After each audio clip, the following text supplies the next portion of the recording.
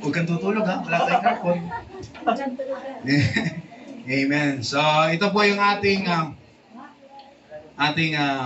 title, Forgetting the Past and Celebrating the Future. Amen. Yung iba, they are living in the past, kaya hindi sila makapag-celebrate sa kanilang future. Pero salamat sa Diyos sa ating mga niligtas, pinalaya ng ating Panginoon, talagang nililimot na po natin yung ating nakaraan at we still celebrating daily na tayo po ay binigyan ng kalayaan po ng ating Panginoon. Kaya talagang masarap yung nasa presensya ng ating Panginoon at alam mo yung patutunguhan mo. Amen, di ba? Sabi nga nung kanta, nasaan kaya ako kung Jesus kung wala ka? Di ba? Para po tayong isang bagay na kung saan ang hangin, doon po tayo. Dahon, mga kapatid. So, dito po natin kukunin yan. Pilipos 3:13 hanggang 14. Mga kapatid, hindi ko inaaring naabot ko na, ngunit isang bagay ang ginagawa ko. Nililimot ko ang mga bagay na nasa likuran at tinutungo ang mga bagay na hinaharap. Amen. Ito po yung kailangan po natin gawin bilang mga mananampalataya. Limutin na po natin yung mga bagay sa nakaraan. Kung sino pa dito mga kapatid na may tanikala pa ng nakaraan, ilapit nyo po yan sa ating Panginoon. Hindi po yan makakaganda sa atin. Kasi ang goal po natin, ang kailangan natin gawin ay umusad sa pananampalataya. Para mas malayo pa yung mararating ng ating paglilingkod sa ating Panginoon. Amen. At sabi sa 14, nagpapatuloy ako tungo sa mithiin para sa gantimpala ng dakilang pagtawag ng Diyos kay Hesus Kristo. So, alam niyo sa English, I press toward the mark. Amen. So, kinuha ko po mga kapatid, dito ko po kinuha yung ating pag-uusapan at tinignan ko po ito sa Amplified Version. Sabi yan, I press on toward the goal to win the heavenly prize. Meron palang heavenly prize. Amen. Sino dito yung swerte lagi sa mga bunutan? Meron mga ganyan tao Pag sarap po, laging nabubunot yung pangalan nila. Ako, hindi po ako swertihin sa mga ganyan. Pero pag sa school, swertihin ako Laging yung aking card ang natatawag. Hindi ka na nag-aral, natawag ka pa. Amen. So dito, sa atin, ang sabi dyan ni Pablo sa Amplified Version, I press toward the goal to win the heavenly prize of the upward call of God in Christ Jesus. So, sa English, alam po natin yan, ito yung kanina, I press toward the mark. Talagang meron po tayong itinulad po tayo, si Pablo rin ang gumawa nan na itinulad po tayo mga kapatid sa isang mananakbo. Sa Hebreo, ganun din po. Tinulad po tayo sa Kristiyano o yung pananampalataya natin ay itinulad sa isang atleta na mananakbo. At alam po natin yan na pag tumatakbo tayo sa isang marathon, hindi yan basta meters lang, kilometers po ang usapan po dyan mga kapatid. At kailangan po natin dyan na meron tayong matinding endurance. Kasi kung tayo ay lalampa-lampa, kung tayo hihingal-hingal, hindi po tayo makakatapos. Pwede mong matapos, pero abutin ka na ng siyam-siyam. Kasi sa tagal, kaya sa pananampalataya, kailangan nating magpalakas.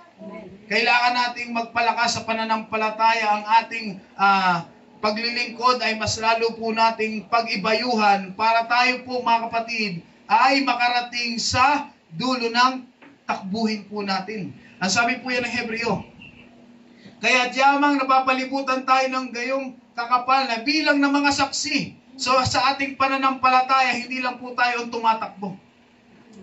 Katulad din po yan sa mga marathon na naka-live coverage pa ngayon, iba.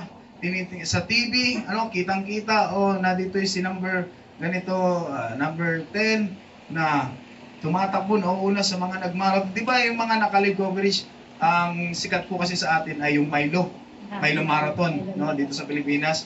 Milo Marathon, di ba naka-live coverage po sila. meron pong mga tao na nanonood po sa kanila. Ganun din po sa ating pananampalataya, na ang takbuhin na tinatakbo natin, ang pananampalataya na dala po natin, marami pong nakatingin sa atin. Kaya kailangan maging matalino at maging maingat po tayo sa pagtakbong ginagawa po natin. Kaya ang mga nakapalibot sa atin na mga tao, minsan nakikita po yung ating pagkakamali, di ba? Pag nakagawa tayo ng pagkakamali, ang dami nating nagawang tama, yung maling isa, yun ang nakikita. Kasi nga marami pong nakatingin sa pananampalataya ang daladala po natin. Akala po kasi nila minsan, yung pananampalataya, once maging mananampalataya ka na, hindi ka na magkakamali. Kaya nga kailangan natin ng ating Panginoon kasi tayo po ay nagkakamali. Nandun yung grace ng ating Panginoon na sumasakop po sa atin. Kaya sa ating pagpapatuloy sa paglilingkod sa ating Panginoon, yung pananampalataya natin hanggat maaari, ingatan po natin yan. Kailangan maging matalino po tayo sa paghawak o sa pag-handle, sa pag-keep ng ating pananampalataya para yung mga nakapalibot po sa atin, hindi, yung word na tisod, hindi sila matisod, but sila po ay mabless sa ating pananampalatayang tinatakbo po ngayon. Yan naman po ang goal ng bawat mananampalataya, na maging pagpapala po tayo sa mga nakakakita po sa atin. Amen. Amen. Sa Bible School, meron pong may ministry dong isa, taga-tisod. Taga-testing. Ministry po yan. Yung taga-testing ng pananampalataya ba? Tinitesting kasi kaya mo na yung labas, ang gagawin sa'yo yung sa loob na, tetestingin ka. May mga ganyan. Tinitesting yung pananampalataya natin. Kung baga para bang pinipitik-pitik yung pananampalataya. Sige nga, matibay ka na kayang mananampalataya. Kasi sa labas, expected na natin yun na tayo iuusigin po nila. Tayo po ay talagang tawag yun sa English, yung isa pa, mga kapatid, di-discourage pa tayo, ay persecute tayo ng mga kaaway. Yan ay expected na sa labas kasi hindi po nila naiintindihan ang pananampalataya. Hindi po nila naiintindihan yung ating paglilingkod. Pero yung unexpected na yung kapatid mo sa pananampalataya ay pwede rin palang magamit para testingin ang yung pananampalataya by chance or by choice. Ganyan po ang pwedeng mangyari po sa atin. Kaya ang sabi ng Biblia, lagi po tayong tumingin sa ating Panginoon. Kasi kung titingin po tayo sa ating kapatid sa pananampalataya, sa mukha pa lang, alam mo na kung sinasabi niyo ba? Sa mukha pa lang mga kapatid, pwede ka nang ma-bless. Yan. Mga kasi, sama na agad yung ngiti nyo pa lang, parang meron na kayong sinasuggest Sasabihin mo kasunod. Di ba, sa lang minsan, sa mga sitwasyon ng buhay, talagang hindi naman laging tinetesting yung pananampalataya natin na parang sinisiraan. Minsan, may mga pagkakataon po na tayo ay naghahanap ng encouragement, no? Naghahanap tayo ng kalakasan, tapos biglang dumating itong kapatid natin na naglugmok yung kanyang pananampalataya, nag-share sa atin, imbis na lumakas ka, nangina ka. Di ba? Parang nahawa ka. Yun ay, may mga ganyang pagkakataon kasi sabi naman ng Biblia, talagang mag-open tayo sa ating mga kapatid sa pananampalataya kasi yung sila nakakaunawa. Yun nga lang minsan, wala ba sa timing. Kumbaga parang may problema ka, meron kang bit-bit na mga burden sa iyong sarili, tapos may mag-open pa ng problema ulit. Pambihira. Ano ba talaga ito? Ano bang kalakasan ang makukuha ko sa ganitong pakikipag-share? Pero salamat po sa ating Panginoon mga kapatid. Amen. Sa ganung mga sitwasyon ng buhay po natin, ang Diyos hindi po siya nagpe-fail na palakasin ang ating pananampalataya. Nabigyan po tayo mga kapatid ng talagang yung espiritu mga kapatid na calm, yung espiritu mga kapatid na tayo po ay talagang kumbaga masasabi po natin na nagiging still yung ating pananampalataya kahit na sa paligid po natin ay magulo, pero sa tuwing lumalapit po tayo sa ating Panginoon, binibigyan po tayo ng aliw ng ating Panginoon. Kasi yan naman po yung banal na espiritu Yan po yung trabaho ng banal na espiritu na tayo po ay aliwin sa gitna ng ating kabagabagan. Diba? Yung mga ganyan sitwasyon na naghahanap po tayo ng encouragement, dumadating sa atin discouragement. Isa po yung testing sa pananampalataya natin. Kita po natin kung sino yung unang gumawa po di ba si Job? Nag-expect po siya na i-encourage siya ng kanyang mga kaibigan, asawa, pero imbis na encouragement, discouragement. Di ba? Yan po yung nangyari. Pero sa atin, mga kapatid, sa ating paglalakbay, sa ating pananampalataya, patuloy po tayo na, sabi dito, itabi po natin yung bawat bigat. Kasi mahirap tumakbo sa isang takbuhan na marami po tayong daladala. Sino po dito yung naging atleta, naging mananakbo? Kasi pag Englishin ko, parang medyo mahirap yung runner. Parang mahirap. Iba na kasi meaning sa atin ng runner ngayon. Baka matokhang kahit wala na si Duterte. Runner.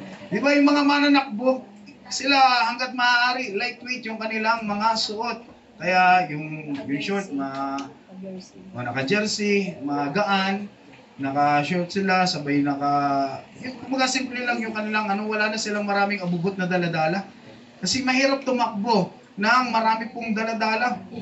Hihingalin ka, wala ka pa sa gitna, ay hinihingal ka na sa dami ng daladala natin. Kaya sabi po dito, kung tayo mga kapatid ay tumatakbo sa pananampalataya natin, itabi natin, alisin po natin ang mga pabigat. Sa pananampalataya, sa paglilingkod natin, itanggalin po natin yung mga nagpapabigat sa ating pananampalataya. Ano po ba sige, mag-ano po kayo mga kapatid, ano yung pwedeng maging pabigat sa pananampalataya? Pag-aalala, ano pa po? Utang. Ha? Ano po? Utang. Matindi talaga. Financial needs. Yan. Talagang mahirap din po yan. Financial need. Ano pa? Kung bakit hindi tayo makabuelo sa paglilingkod sa ating Panginoon, ano yung pwedeng umadlang?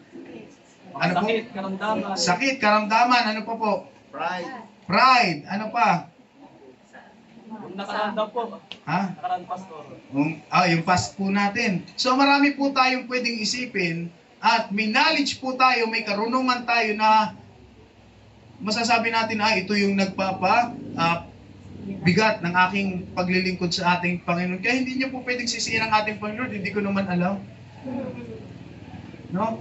Lord, hindi ko naman alam na yung pala yung nagpapabigat sa aking paglilingkod, yung pala yung pumipigil kung bakit hindi ako makapaglingkod ng todo sa iyo. Hindi niyo po pwedeng sisihin ang ating Panginoon dahil tayo mismo ay may kaalaman, may knowledge po tayo sa mga bagay na pwedeng umadlang sa paglilingkod po natin sa ating Panginoon. Kaya sabi diyan, itabi po natin, tanggalin natin mga pabigat, ang mga pagkakasalang madaling bumitag sa atin. Mga kasalanan pala, may bumibitag po pala yan.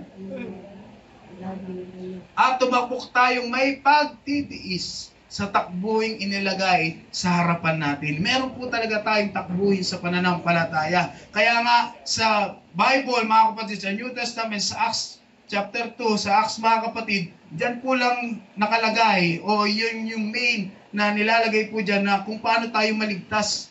Di ba? Alam po naman natin yan kung paano tayo maligtas. Pero bakit mas marami? Kasi yung bagay na yung Christian living, bakit mas marami ang turo sa Christian living? Kasi nga yung maliit na porsyento lang yung kaligtasan sa pagsunod. Ano po? Yung pagpabautismo, pananampalataya, saglit lang po natin yung gagawin saglit na panahon lang. Pero yung manatiling tapat sa harapan po ng ating Panginoon, yan po yung matagal. Kaya marami pong pagalit, maraming pagsaway ang mga apostol, sila Pablo, nagagalit siya sa mga churches, mga kapatid, pinagsasabihan niya mga churches, kasi sila po ay nabaptize na, pero bumabalik pa rin sa dati po nilang buhay. Kaya yan po mga kapatid, kung tayo po ay naglilingkod, gusto natin maglingkod ng tapat sa ating Panginoon, tandaan po natin, marami pong nakatingin sa atin.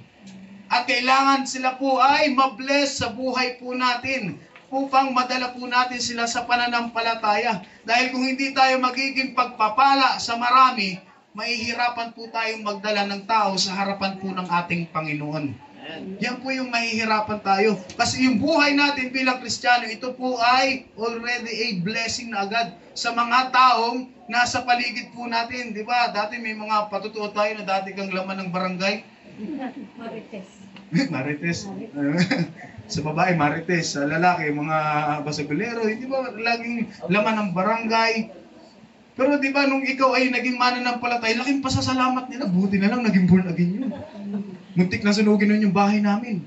Yan, mga ganyan. Di ba malaki na yung blessing na agad po sila. Blessing na po agad yung ating pananampalataya nung tayo po ay nagsimulang sumunod sa ating Panginoon. Kaya yung magandang blessing na yan sa marami, ipagpatuloy po natin yan mga kapatid. Maging blessing po tayo, hindi lang ngayon hanggang sa hinaharap, maging blessing po ang bawat isa sa atin. Yung paglilingkod, yung pagtatapat na ginagawa natin sa ating Panginoon ay maging blessing. Pero yung pagdiretso po natin sa pananampalataya, talaga pong may tiisin. Kasi mas malaki po ang porsyento ng makasalanan eh. Mas malaki ang porsyento po ng gumagawa ng kasalanan kaysa sa gumagawa ng kalooban ng ating Panginoon. At alam po natin yan, may knowledge po tayo, lumabas lang tayo, alam na natin yung mga nangyayari. Kaya maraming mananampalataya na hindi po tumatagal sa paglilingkod. Bakit po? Dahil marami po silang bagay na ayaw iwan. Marami po, di ba, sa mas lalo sa mga matatagal na po dito, sa mga elders na, marami po kayong kasabay noon na naglilingkod sa ating Panginoon na hindi nyo nakasabay ngayon. Na hindi na natin kasama ngayon. Bakit? Dahil nahirapan po sila sa kanilang pananampalataya. Meron po silang mga reservation, meron pa po silang mga tinatago sa kanilang sarili na ayaw nilang isuko po sa ating Panginoon. Kaya hanggang ngayon, salamat sa mga matatagal na, sa mga elders na mga kapatid, na sila po ay talagang ibinigay ang lahat sa ating Panginoon na hanggang ngayon ay nananatili at nagiging pagpapala sa iba pang mga mananampalataya. At nakakalungkot naman na parte, mga kapatid, na yung kanilang mga kasama noon ay hindi na po naglilingkod ngayon dahil mahirap po talaga. Kung hindi tayo marunong magtiis sa pananampalataya, babagsak po talaga ang ating paglilingkod sa ating Panginoon. Sino po dito yung pinakamatagal na sa pananampalataya? Sister Annie, ilang taon ka na po sa pananampalataya? 36. 36 years. Kayo po, nanay? 32. Kunti na lang. Kung nabuhay po kayo ng mauna-una. Ano po? 36? Sinong mas mataas pa sa 36? 36 years, grabe mga kapatid. 36 years. So marami po siyang nakasabayan. Una, sa kalagitnaan na hanggang ngayon, nakita po na witness na po si Sister Annie na marami po talagang mananampalataya na masigasig ng una, pero dahil meron po silang daladala, marami po silang daladala na ayaw nilang i-give up sa ating Panginoon. Ano pong nangyari? Tumigil po sa pananampalataya. Meron pa nga naging encourager sa atin noon. Pero dumating sa pagkakataon nung sila naman ang nagkaroon ng ng challenge sa buhay, bumagsak po sila sa pananampalataya. Kaya hindi po assurance mga kapatid na lagi po tayong nasa church. Ang pinakamagandang gawin po natin na lagi tayong kumonekta sa ating Panginoon, sa pakikipag-usap natin sa ating Diyos. Diyan po tayo papanatilihin ng ating Panginoon. Kaya tumatagal ang isang mananampalataya dahil meron po siyang malaking connection sa ating Panginoon. Healthy connection sa ating Panginoon. Nandiyan yung Bible reading, nandiyan ang prayer, para ma-maintain po natin ang ating paglilingkod sa ating Panginoon. Amen. Amen. Sa loob ng 36 years, may mga panahon po kayo, alam nyo at alam natin, bawat isa sa atin, na meron pong panahon dyan na parang tayo ay tamlay sa pananampalataya. Dumadaan. Dahil sa mga storms of life, marami sa pananampalataya, pressure, ano po sa iba't ibang klase sitwasyon ng buhay. Pero salamat po sa ating Panginoon hanggang tayo po ay nakakapit sa pangako ng ating Diyos. Hallelujah! Kahit anong tiisin pa yan mga kapatid, kahit anong mga challenges ang mangyayari po sa atin, hindi po tayo bibitawan ng ating Panginoon. Yan naman yung pangako ng ating Diyos. Sabi sa Roma mga kapatid, walang makakapaghiwalay sa pag-ibig ng ating Panginoon. Ang pwede lang makapaghiwalay ay ikaw na nagdidesisyon. Amen. Ang ating Diyos, lagi po yung nakaabot ng kamay. Pero kung ikaw ang magtatanggal ng kamay sa kanyang kamay, iyon na yan. Ikaw na ang may gawanan. Pero ang ating Panginoon, lagi pong nakaabot ang kanyang kamay para tulungan po ang bawat isa sa atin. Amen. Kaya marami pong mananampalataya na hindi tumatagal sa paglilingkod kasi yung bumibitaw po sila sa pangako ng ating Panginoon. Dahil marami po silang bagay na ayaw iwanan. Amen? Hanggat marami po tayong bagay na hindi isusuko sa ating Panginoon, bibigat at bibigat ang ating paglilingkod. Hanggang sa tayo po ay mapagod na. Ito, magmarathon ng ganyan, dami mong dala. Sabihin natin na 5 kilometro ang tatakbuhin mo. Ganyan ka, baka wala ka pa mga kapatid sa kalagatian ng kalahati. Sino yung ganyan pag nagmamadali?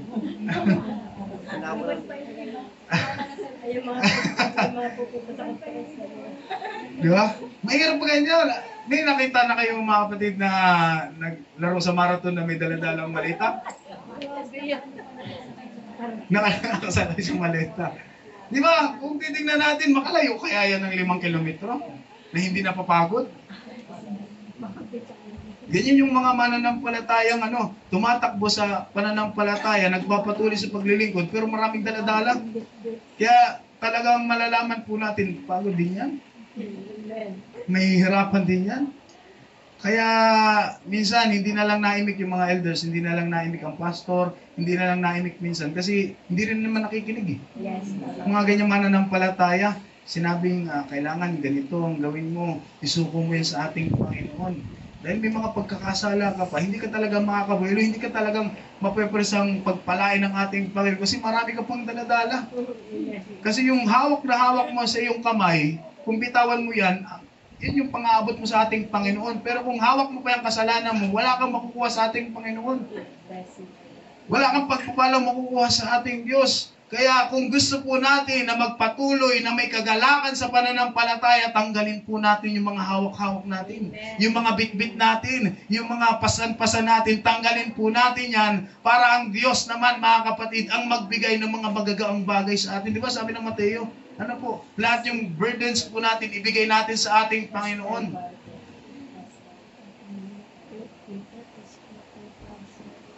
Kaya mapansin po natin kung paano mamuhay ang isang mananampalataya. Makikita po natin kung may mga bagay pa silang hindi sinusuko. Di ba? Kita yan sa paglilingkod ng isang mananampalataya. Sasabihin nyo, inuhusgahan tayo. Hindi inuhusgahan. Nakikita po sa paglilingkod po natin yan. Kaya hirap na hirap tayo dahil meron pang mga bagay na hindi po tayo binibitawan. Kaya nangyayari, ano pong nangyayari? Kapag tumatagal na hindi binibitawan nila ang kanilang mga burdens, yung kanilang mga bit-bit, bumibigat ang katawan sa gawain. Yan po yung mga unang senyales, mga kapatid, na bumibigat na po yung kanilang katawan sa gawain. Parang natatabangan na sila sa ministry, natatabangan na sila sa pagdalo, natatabangan na sila sa mga Bible studies, natatabangan na sila sa mga prayer meetings, sa fasting. Diyan po nangyayari na nakikita mo yung indikasyon at makikita mo yan. Wala na naman si brother May pinagdadaanan yun. Di ba? Ganyan yung iningin natin. Mga mananampalataya, wala na naman si may pinagdadaanan yan.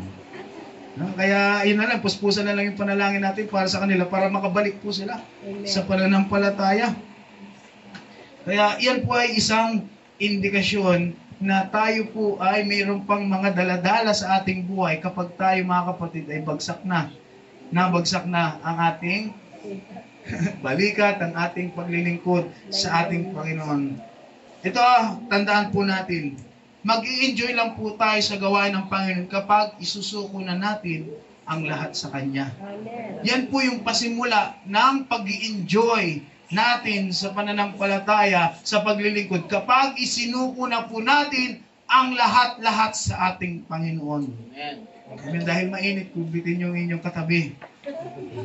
Suko mo na lahat. Kita yan ni Lord. Hindi ko yan kita, pero kita yan ni Lord. Kasi kailangan natin magkaroon po ng kagalakan sa paglilingkod. Hindi mo matatagpuan ang kagalakan kapag pagod ka. Kapag marami kang bit-bit, mga kapatid. Sino dito yung laging taga-bit-bit ng mga gamit?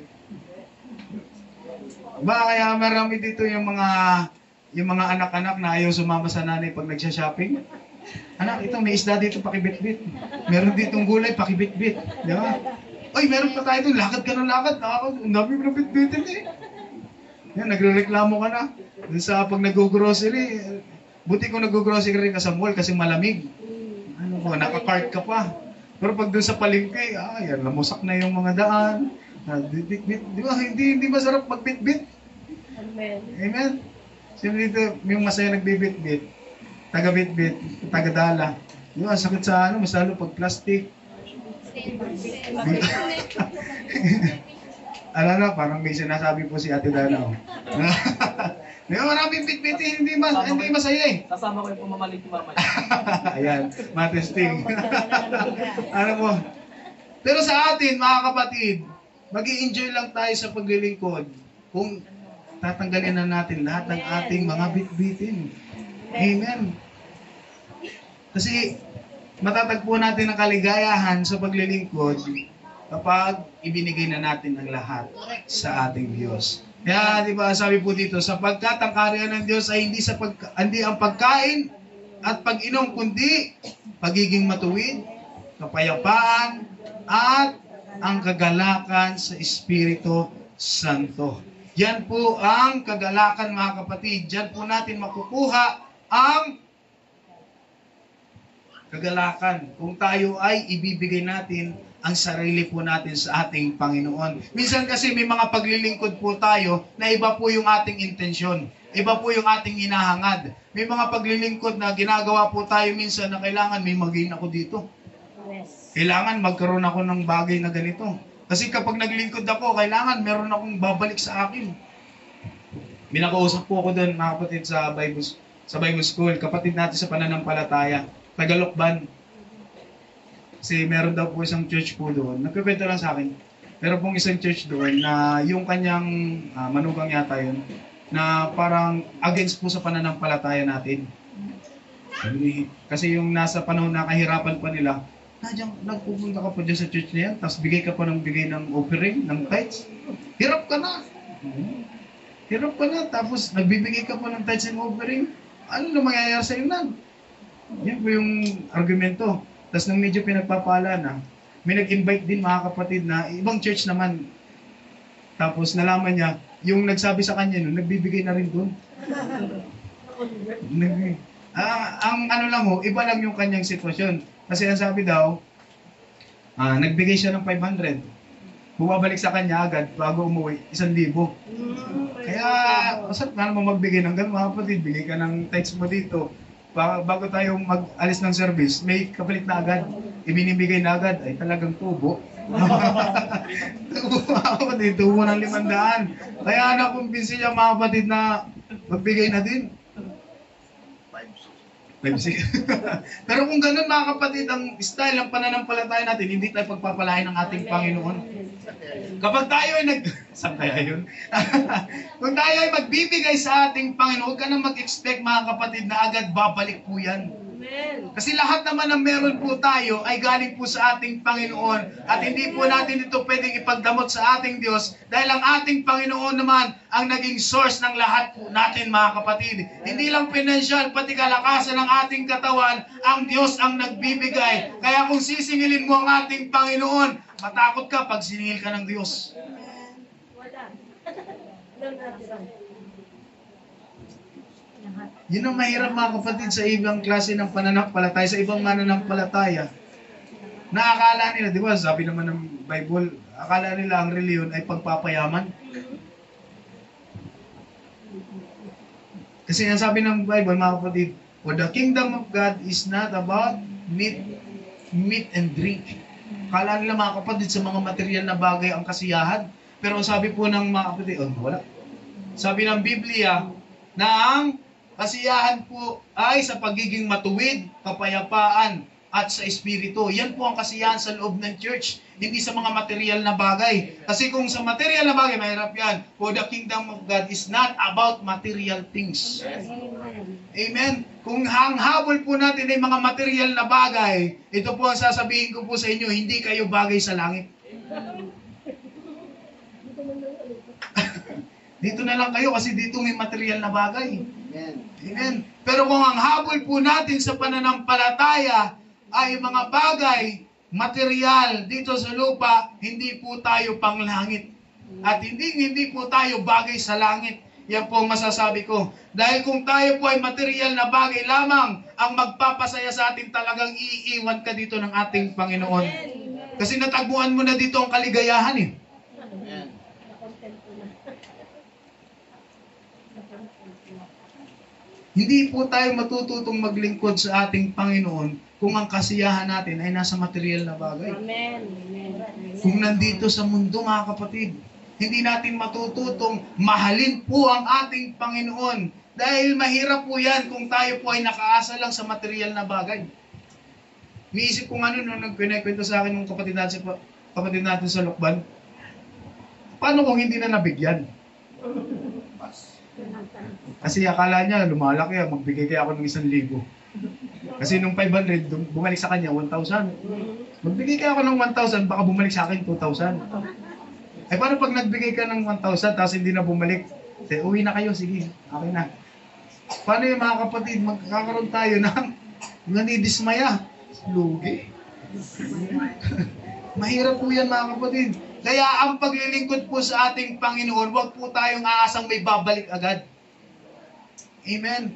Ang paglilingkod sa ating Panginoon ay punong-puno po yan ng pananampalataya. Pagtitiwala sa ating Panginoon. Kaya sabi po ni Job, pagkatapos ng kanyang yung asawa niya kasi, pasaway. Pagkatapos ay sinabi ng kanyang asawa, alam niyo mga kapatid, yung unang verses pa natin sa taas, 7, 8, ano po, sabi diyan ay, itakwil mo na yung Diyos mo.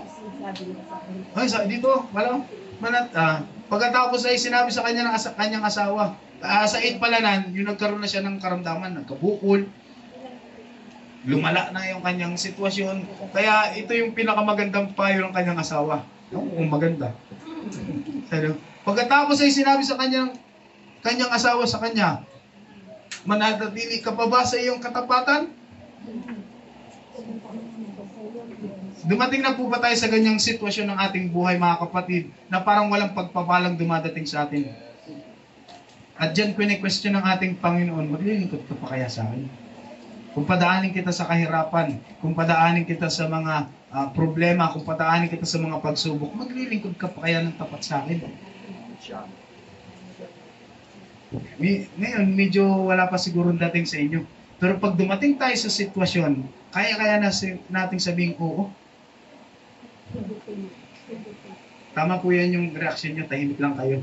Baka magkasala tayo eh. Kung sinabi natin oo, tapos hindi pala. Tama po yung reaction nyo. Talagang ipaalala po sa atin sana yan ng ating Panginoon pag dumating sa mga ganyang sitwasyon ng buhay po natin. Ang sabi niya, manatili ka pa ba sa iyong katapatan? Sumpain mo ang Diyos at mamatay ka na. Ang bihira. Mabuting asawa kaya po ito. Happy Mother's Day! Happy Mother's Day po sa ating lahat. Pero alam natin yan, mga kapatid, sumpay na ang ating Panginoon. Dalawang kasalanan po yan.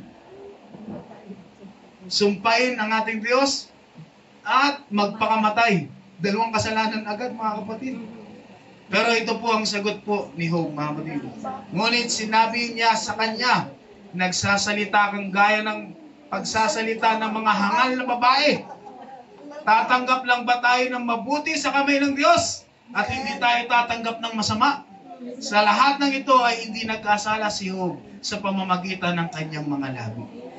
Amen. Maging silbing advice po sa atin ito, mga kapatid, na tanggapin natin ang lahat ng binibigay sa atin ng ating Panginoon. Pagsubok man yan, tiisin man yan, tanggapin po natin yan. Kapag galing po sa ating Panginoon, may magandang kapakinabangan po yan sa ating pananampalataya. Hindi nagkamali ang Diyos na bigyan ka ng ganyang sitwasyon. Hindi nagkamali ang Diyos, mga kapatid, na bigyan ka ng ganyang mga challenges, ganyang pagsubok. Alam ng ating Panginoon ang pangangailangan ng bawat isa sa atin at alam ng ating Panginoon na kaya po natin yan. Yes, hallelujah. Kaya po natin yung lagpasan. Kasi hanggat kasama natin ang ating Panginoon, magtatagumpay po tayo. Yan ang sabi ng Biblia, mga kapatid. Kung panig tayo sa ating Panginoon, sino po ang laban po sa atin? Kaya kung tayo po ay laging maglilingkod, kahit may kahirapan, hallelujah, kahit merong mga tiisin, kung mananatili at mananatili tayo sa ating Panginoon, magtatagumpay po ang bawat isa sa atin. Praise the Lord! Hallelujah! Kaya, pag dumating tayo sa mga ganyang sitwasyon, mga mabubuting bagay lang ba? Kung tanungin ka na ni Lord, Lord, meron bang ibang option pa? Pwede bang medyo mild lang muna. Bakit Bakit masama agad? Pwede bang medyo masama? Medyo malalang masama? Pwede bang Hindi nga kapatid. Diba? Ang sabi nga mga kapatid ng Biblia, every good and perfect gift is come from above. Kung ano man, hallelujah, ang ibigay sa atin ng ating Panginoon, pagtagumpayan po natin yan. Dahil dyan po tayo makikita yung paglago yung ating pananampalataya. Kaya si Job, alam natin yan, umimik siya ng ganyan, kapag tinapos po natin yung kanyang libro, pinagpala po siya ng ating Panginoon. Kaya sa ating mga sitwasyon, kung nasa season man tayo mga kapatid na tayo ay pinapadaan ng ating Panginoon sa pinaka-lowest point ng ating pananampalataya, ang ating buhay, huwag kang mag-alala, meron ding isang taong dumaan din dyan, pero nagtagumpay at nakita po niya ang pagpapala ng ating Panginoon. Yes, masarap na pinagpapala po tayo ng material na bagay. Ngunit ang tunay, mga kapatid, na mananampalataya ay may hinahangad na mas malaking gantimpala. Walang problema kung pagpalain tayo ng ating Panginoong na material na bagay. Ibagsak dito yung raptor, ibagsak dito yung 1,000,000 bahay, mga kapatid. Walang problema yan kung galing naman sa ating Panginoon. Pero huwag kang mabulag sa bagay na yan. Huwag kang mabulag, mga kapatid, sa pagpapalang yan. Hindi pa yan ang nakalaan sa iyo. At meron pa tayong dapat tingnan na mas malaking gantimpala. Hallelujah! Huwag tayo, mga kapatid, mabulag kasi maraming tao. Maraming mananampalataya na nabubulag sa unang blessing. Amen. Huwag po tayo mabulag. Nagkaroon ng kotse. Kung kailan nagkaroon ng kotse, kung kailan nagkaroon ng sasakyan, saka nawala sa church. Nagro-road trip po, pastor Sunday ride. Binigyan ng ating Panginoon ng 1 hektaryang bahay. Pastor, mahirap po magwalis 1 hektarya kasi. Marami. Nawala, mga kapatid, kung kailan pinagpala, saka nawala. Huwag ganun, mga kapatid, huwag tayong mabulag sa mga pagpapala po dito. Ang lahat ng bagay na yan, mga kapatid, ay pansamantala lamang. Isa po yung dapat hangadin natin, yung gantimpala to win a heavenly prize. Amen. Yung nasa langit na. Yun po yung ating hangadin. Huwag yung mga bagay dito. Pwede nating ipanalangin, pero huwag po nating gawing alibay para hindi po tayo maglingkod sa ating Panginoon. Di ba? Sabi nga nung narinig ko yun sa gawain po natin, di ba? Sa mission, si Pastor Don, saka si Pastor Nomer yata, mga kapatid, yung financial natin, gamitin po natin yan sa gawain ng ating Panginoon. Hindi ko ito sinasabi dahil may pangangailangan ako o may pangangailangan ng church. Kailangan po natin gawin ito, mga kapatid, dahil ito ay nararapat para sa paglago ng bawat isa sa atin. Amen. Kasi ang iniisip ng iba, yung church, nanghihingi lang yan ng pera. Hindi nila alam na dito po tayo pinagpapala. Kasi hindi nila nauunawaan, kaya given na sa atin yan Diba? Given na po sa atin na tayo po ay makarinig ng ganyang bagay. Pero hindi po kasi nila naranasan yung pagpapala ng ating Panginoon. Pero kung once na maranasan po nila ang pagpapala ng ating Panginoon, mag-a-advise pa yan. Magbigay ka sa gawa ng ating Panginoon, dyan ang pinagpala ng ating Diyos. Hindi ako nagtago kay Lord, hindi ko pinagtaguan ng ating Panginoon, ibinigay ko talaga ang dapat sa ating Panginoon. Dahil kung sa mga taong naka-experience, sila po talaga yung makakapagpatunay na ang Diyos na pinaglilingkuran po natin ay tunay na Diyos na nagbibigay ng lahat ng ating pangangailangan. Amen. Isa lang po yan sa mga bagay na mga prices po natin. Thank you, Lord. Kaya sabi po dito, 1 Corinthians chapter 9. Alam ninyo, ang mga kalahok sa paligsahan ay tumatakbong lahat, ngunit iisa lamang ang nagkakamit ng gantimpala. Kaya't pagbutihin ninyo ang pagtakbo upang makamtan ninyo ang gantimpala. Praise the Lord. Pag-ibayuhan po natin, pagbutihin po natin mga kapatid ang ating pananampalataya na magpatuloy po tayo na nagtatapat, na naglilingkod po sa ating Panginoon para makamtan po natin yung gantimpala. Amen.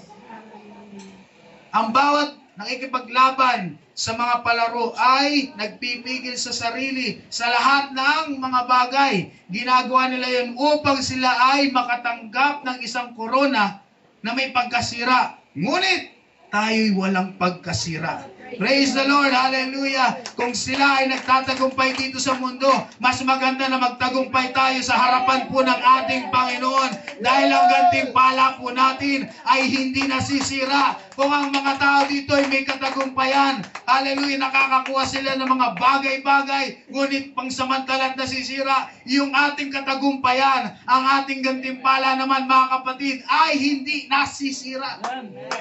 Yun yung pinakamagandang biyaya ng ating Panginoon. Noon, di ba, alam natin, sa mga ang Olympic, nagsimula po yan sa Greece.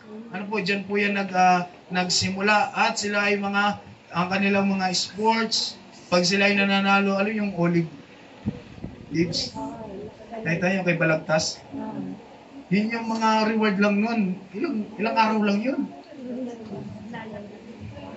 Ngayon, medyo umukay-okay na kasi may mga tanso. Yeah, may mga talagang yung medal, mga kapatid, talagang pinagpawisan mo. Ilang buwan mo, mga kapatid, na pinagpaguran, makakumtan mo lang yung medal na yun, tapos pagpunta mo dyan sa Novo, magkano lang, mga kapatid? Yung nakakasama na dumdami, mga kapatid. Talagang pawis dugo, na pawis na ano ka na, puyat, lahat ng ginawa mo, mga kapatid. Nag-diet ka na, lahat ng ginawa mo para maging kondisyon ng sarili mo. Nakuha mo yung medal, tuwan-tuwa ka, kinakagat-gagat mo. Ganyan yung ano eh. Kinakagat-gagat mo pa, pagpunta mo sa mall, mga kapatid, punta sa Novo, ang bihira, 3 lang pala to. 15 pesos lang pala to. 30 pesos lang, pinakamahal, 80 pesos yung malaki. Minsan may mukha pa ng mayor. Ikaw yung ikaw yung nakipagpaligsahan, ikaw yung naghirap, tas mukha ng mayor ang nandun. Buti kung mukha mo, walang problema kasi i-display mo na nakalagay yung mukha ko doon sa medal ko kasi ako yung nanalo. Pero yung mukha yung mayor na nasa parang siya yung nanalo. Ano po? Parang ang hirap ng mga kapatid. Kaya mahirap yung makikipag dito eh. Yung mga victory natin dito minsan hindi tayo solve sa mga victory, sa mga nakukuha natin. Do masaya sa pakiramdam, pero iba pa rin yung sa langit, mga kapatid. Iba pa rin yung sa langit. The price of the Christian is a crown that is incorruptible in heaven. Amen. Praise the Lord. Hallelujah. Kaya sa dito, mapalad ang taong nagtitiis ng pagsubok. Sapagkat siya ay subok na, siya'y tatanggap ng putong ng buhay na ipinangako ng Panginoon sa mga nagmamahal sa Kanya. Ang sabi ng English, mga kapatid, blessed, happy, spiritually prosperous, favored by God is the man who is steadfast under trial and perseveres when tempted. Ang dami, mahaba pala. Grabe pala yung sa Amplified po ito eh. Ang dami lang. For when he has passed the test and been approved, amen, he will receive the victor's crown. Hallelujah. Victor's crown of life which the Lord has promised to those who love Him. Amen. Hindi lang pala tayo basta pupunta sa langit. Meron pala tayong korona ng buhay, mga kapatid. Makikita pala natin yung pagtatagumpay na ginagawa natin. Sigurado wala yung mukha ni Lord. Amen. Kasi wala namang itsura ng ating Panginoon. Espiritu siya, mga kapatid. Kaya tayo, kung tayo ay mananatiling masaya, pinagpala, spiritually prosperous, favored by God. Ang sabi po dyan, kapag tayo, mga kapatid, ay nanatili sa ating Panginoon, na natili tayong nagtitiis sa kabila ng mga trials. Hallelujah. At manatili po tayong nag-persevere, talagang manatili tayo na kahit mga tempt, mga kapatid, mga pagsubok. Ang sabi po dyan, kapag tayo ay nakapasa sa test, hindi lang basta pasa sa test, kundi approve. Maging approve tayo sa ating, kasi alam mo mga kapatid, marami po kasing nakakapasa ng daya. Yes. Amen. Marami po yan. Kahit naman yun. Tama po ba mga kapatid? Amen. Lahat po tayo naranasan natin yan. Huwag kayo magsinungaling. Lahat na naranasan natin. Bakit latang kayo? Init na init eh. Di ba? Sasabihin natin, hindi naman po kami nagayahan. Nag-brainstorming lang kami. Di ba? Diyan yung lumalabas yung mga skills natin, yung mata mo na kaya mong paghiwalayin. Isa nasa test paper mo, isa nasa test paper ng katabi mo. Ay, hindi daw talaga siya. Diyan may nag-retaliate sila. Kaya sabi po dito mga kapatid, makapasa at approve tayo sa ating Panginoon. Proven po yung ating pananampalataya. Diyan magkakaroon po tayo ng victor's crown. Hallelujah. That crown is the crown of life. Hallelujah. Kaya, ang sabi po dito sa English, I run straight towards that point so that I can win God's gift. God has chosen that I should live in heaven. Then I will be united to Christ. That is His gift to me. Amen. Kaya yung paglilingkod po natin, ang sabi ng Pilipos sa kanina mga kapatid, yung nagpapatuloy po tayo tungo sa mithiin para sa gantimpala ng dakilang pagtawag ng ating Panginoon. Tinawag po tayo ng ating Diyos. Tayo po ay pinili ng ating Panginoon at isa po tayo sa nabiyayaan mga kapatid na isama ng ating Panginoon sa kanyang paghahari sa langit mga kapatid. At yan po yung pinakagantimpala natin. Kaya kung tayo mga kapatid ay matutuwa sa mga pagpapalang material, iiwanan talaga tayo ng ating Panginoon. Kasi sa mga material na bagay, nakuha mo yung kasiyahan. Pero sa ating mga mananampalataya na matagal na nagtatapat at nag-aantay sa ating Panginoon, hallelujah, tayo po ay binigyan ng gantimpala ng ating Panginoon na makasamang naghahari ang ating Diyos sa langit mga kapatid. Hallelujah, na pinili tayo ng ating Panginoon. At yan po ang gantimpala ng bawat isa sa atin na nanatiling tapat hanggang wakas ay makasama natin ang ating Panginoon. Hallelujah, isa po tayo sa sasalubong sa alapaap. Hallelujah, yung paglikpad pa lang parang regalo na. Sino ditong nangarap ng lumipad? Amen. Yung iba dito nakalipad na, nangahay sila. Nakabatak, lumipad. Sa panaginip. Pero yung feeling pa lang mga kapatid na aangat ka, siguro yun yung sitwasyon mga kapatid na lumuluha ng bawat isa. Kapag nag-aabang ng ating Panginoon sa alapaap, susunduin po tayo mga kapatid. Yung paglipad pa lang, dyan pa lang mga kapatid. Maramdaman mo yung salita ng ating Panginoon, talagang luluha ka. Lord, this is it. Nandito na ako, makakasama na kita. Salamat Panginoong Hesus sa pagtitiis ko. Hallelujah, sinamahan mo ako. Hallelujah, pinanatili mo ako. Kaya umiiyak yung mga mananampalataya na sasalubong sa ating Panginoon. Dahil sa mga tiisin, nagtagumpay po sila at naging approve ang kanilang pananampalataya. Kaya ang bawat isa sa atin mga kapatid, yung pagtawag natin sa ating Panginoon na makasama po tayo sa langit, let's maintain our calling. Hallelujah. I-maintain po yung pagkakatawag na yan. At habang hindi pa dumadating ang ating Panginoon, siyempre meron tayong kailangan gawin. Ayaw naman natin na tayo lang ang aangat mga kapatid. Isasama natin yung mga pamilya natin sa buhay. Isasama natin yung mga kaibigan po natin. Yung mga tao pang nangangailangan sa ating Panginoon. Isasama po natin sila. Isang kagalakan ng bawat isa sa atin mga kapatid na marami tayong nadala sa ating Panginoon. Imagine this, mga kapatid, na lahat ng mga nadala mo sa pananampalataya, sabay-sabay kayong umaangat. Amen. Praise the Lord. Hallelujah, isa sa the best feeling, mga kapatid, hallelujah, na alam mo na meron kang ginawa sa ating Panginoon, na meron tayong nagawa sa ating Panginoon. Hindi lang basta tayo nagtiis, kundi nagkaroon tayo, mga kapatid, ng initiative, mga kapatid, na isama ang marami pang taong nangangailangan sa ating Panginoon. Hallelujah, ang sarap nun, mga kapatid. Umangat ka kasama mo pamilya mo. Amen. Sasalubungin yung ating Panginoon. Dito, mga kapatid, dito yung mga kaibigan mo.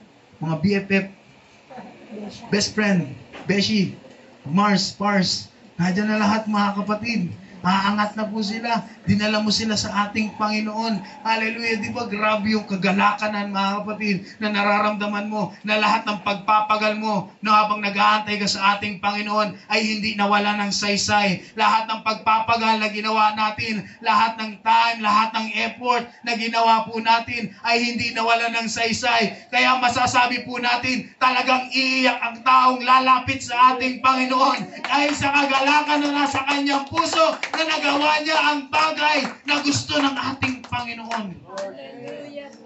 Hallelujah. Kaya yung mga daladala natin, yung takot natin, yung doubt natin, iwan na natin yan.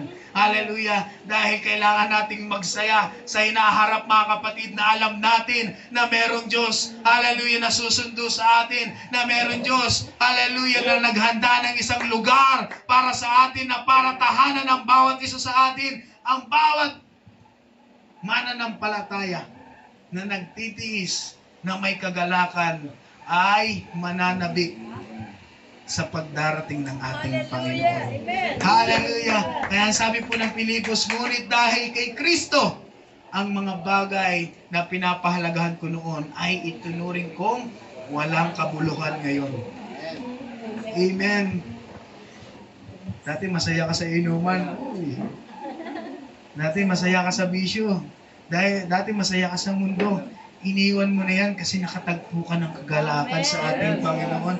Yan yung sinasabi ko kanina, mga kapatid, kung hindi mo huhubarin, kung hindi mo tatanggalin, kung hindi mo bibitawan ang dati mong pagkatao, hindi ka magkakaroon ng kagalakan sa paglilingkod sa ating Panginoon. Pero kung sisimulan po nating limutin ang mga bagay na yan, tatanggalin natin, hallelujah, ilalagay natin, hallelujah, yung mga nagpapabigat po sa atin, dyan po tayo magkakaroon ng bagong relasyon, ng bagong pag-iisip, na iiwanan natin yung mga bagay na nakaraan dahil meron tayong isang pinapangarap na makasama. Yan ang ating Panginoon, mga kapatid, na yung pinapahalagahan mo noon ay iniwan mo na ngayon dahil may mas mahalaga kang nakita, mga kapatid, na alam mo magiging masaya ang iyong pananampalataya. Hindi lang dito sa buhay na ito, kundi sa kabilang buhay. Kaya mas mahalaga na makita po natin na ang ating Panginoon na pinaglilingkuran. Siya yung pinakamahalagang bagay sa buhay po natin. Oy, tinuturing kong walang kabuluhan ang lahat ng bagay bilang kapalit ng malalong mahalaga ang pagkakakilala kay Kristo Jesus na aking Panginoon. Ang lahat ng bagay ay pinalagay kong walang kabuluhan at tinuring kong basura, makamtan lamang si Kristo. Hallelujah, ganyan sana, mga kapatid, ang ating pananampalataya, ang status ng paglilingkod natin ngayon, na wala nang halaga yung ating nakaraan dahil ang pinapahalagahan na natin ay yung future na makasama natin ang ating Panginoon, na kasama ang ating pamilya, ang mga mahal natin sa buhay. Kapatid, gawin nating mahalaga ang Diyos sa buhay po natin. Hallelujah. Hanggat hindi nagiging mahalaga ang Diyos sa buhay po natin, hindi natin mararamdaman ang excitement ni Pablo sa mga taga-Pilipos. Sa kanyang sinasabi po dito, magkaroon po tayo, mga kapatid, hallelujah, ng isang time, moment sa ating Panginoon na, Lord, ibigay mo sa akin yung ganitong damdamin. Sa tuwing may nababasa tayong ganyan, talagang napapapray tayo, Lord, bigyan mo ako ng ganitong damdamin. Lord, bigyan mo ako ng ganitong pananampalataya. Lord, gusto kong maramdaman yung naramdaman ni Pablo. Yung sinasabi niya ito. Hallelujah. Lord, gusto kong maramdaman yung yung ganitong klaseng pagmamahal. Yung ganitong klaseng pagpapahalaga. Lord, gusto kong maramdaman. Kasi once na maramdaman po natin yan, yun yung sinasabi ng title natin, kalimutan na natin yung ating nakaraan. Dahil meron na tayong kakasiyahan. We're celebrating our future with our Lord, mga kapatid. Hallelujah! At isa pa mga kapatid, alam natin na hindi ang Diyos ang hindi tayo ang naging unang excited, kundi ang Diyos ang unang naging excited na makasama po tayo. God has chosen that I should live in heaven. Si Lord, kaya nga tayo pinaghahanda ng ating Panginoon. Excited ang ating Panginoon, mga kapatid, na makasama po tayo sa langit. Sarap na mga kapatid. Hallelujah. At yung bagay na yan, ito ay gantimpala po sa atin. A gift. Walang bayad. Hallelujah. Ang kailangan lang natin gawin, magtapat po tayo sa ating Panginoon. Hallelujah. Kaya yung damdamin ni Pablo, habang iniimik niya yun, Lord, ipag-pray natin, Lord, hallelujah, gusto ko magkaroon ng ganong damdamin. Gusto kong maramdaman, hallelujah, gusto kong maramdaman yung pagsasabi ni Pablo sa mga taga-Pilipos na, Lord, ako rin na ikaw ang mapahalagahan ko. Na limutin ko na ang nakaraan at ikaw na lang ang pahalagahan ko. Hindi natin madadaya ang ating sarili. Minsan hindi natin nagagawa yan. At maraming pagkakataon na hindi natin nagagawa yan. Kaya manalangin po tayo sa ating Panginoon. Lord, kung meron man akong ganyang damdamin noon, ibalik mo. Lord, kung hindi ko pa nararamdaman yung ganyang damdamin, ilagay mo sa puso ko. Amen. Lord, hallelujah, ayaw ko na tumatagal ako sa pananampalataya na hindi ko nararamdaman yung kagalakan sa paglilingkod. Lord, ayaw kong magpatuloy ang aking pananampalataya na parang hindi ko maramdaman yung lalim, yung bigat, yung pag-ibig na sinasabi, hallelujah, na sa pagbigkas ni Pablo, Lord, na ikaw lang yung pahalagahan ko. Praise the Lord, hallelujah. Kaya sa bawat isa po sa ating mga kapatid, i-maintain po natin yung pag-ibig natin sa ating Panginoon. Kung dati pinapahalagahan mo ang ating Panginoon kaysa sa buhay mo, ngunit nawala na yung bagay na yan, panalangin mo sa ating Panginoon, Lord, please, ibalik mo. Lord, please, iparamdam mo muli sa akin na mas mahalaga ka kaysa sa lahat ng bagay na nasa paligid ko. Kaya sabi mga kapatid ni Pablo, ang lahat ng bagay ay pinalagay kong walang kabuluhan at tinuring kong basura, makamtan lamang ang ating Panginoon. Purihin natin ang ating Diyos, mga kapatid. Panginoon Jesus, hallelujah.